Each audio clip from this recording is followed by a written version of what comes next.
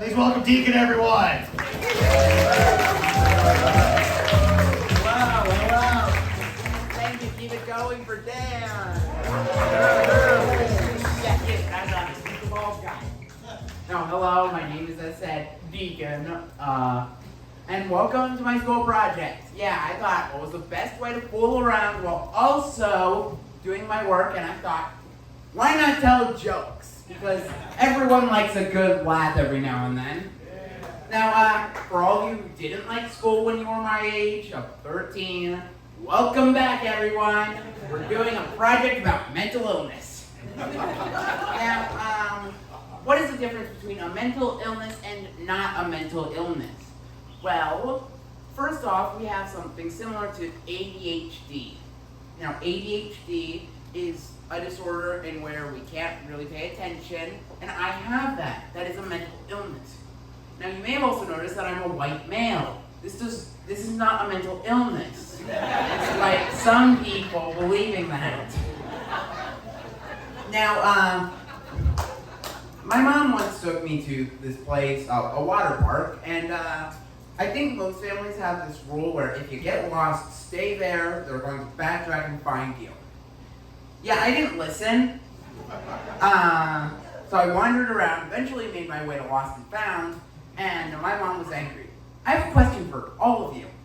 Do you know how in the middle of the day in a water park, you can find a child that's been grounded? They're the dry one! Now, question. Do any of you like cooking? I got a recipe for you. Do you know what happens when you take a big bowl of ADHD, sprinkle a bit of self-diagnosed anxiety, mix it and heat over low exhaustion? You know what you get? Insomnia. Now, I take medicine called Vyvanse to, help me focus. There was apparently this medicine called Ritalin my dad told me about, which had less of a chance of working than Vyvanse nowadays. But, dang, the stuff is so strong. If he took it, Chris Rock would have seen it coming. Now again, thinking back to what is and what isn't a mental illness. I have autism spectrum disorder, which is a mental illness. But I'm also gay, which is not a mental illness. It's not 1956, guys. Get out of it. So my dad once showed me this ad. It showed an egg and said, "This is your brain." And then cracked a raw egg into a frying pan and said, "This is your brain on drugs." So I thought, what is a euphemism, if that's how the word actually works, for a brain on autism?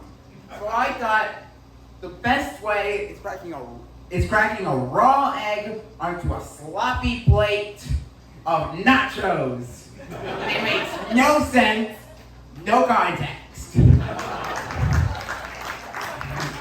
Now, if you know anything about ADHD and autistic people, we have these things called hyperfixations, which is something that we can't stop paying attention to. My current hyperfixation is something so stupid I wish it wasn't. Doctor Who. It's really weird.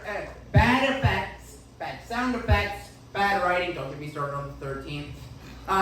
It's a blue box, a magical screwdriver, and I can't stop watching it. But why?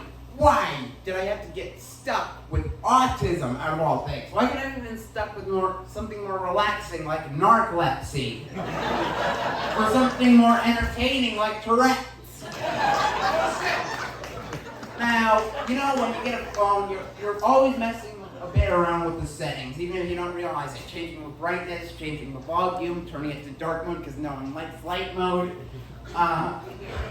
I have a sister. She's like me, kind of. Not as bad as me, but if you could use mental illness as sort of a changing around your phone term, then my sister changes her phone not as often as I do. But then you have my brother, who we call Default. Now, finally, all the way back to what is a mental illness, what is not a mental illness. I am 13. Now, unless you are very young and you are not a mother, then you know that being 13 is just who we are. It's not a mental illness. But if you want a mental illness, I crave pineapple on pizza, so that's all, folks. That's my time. Good night.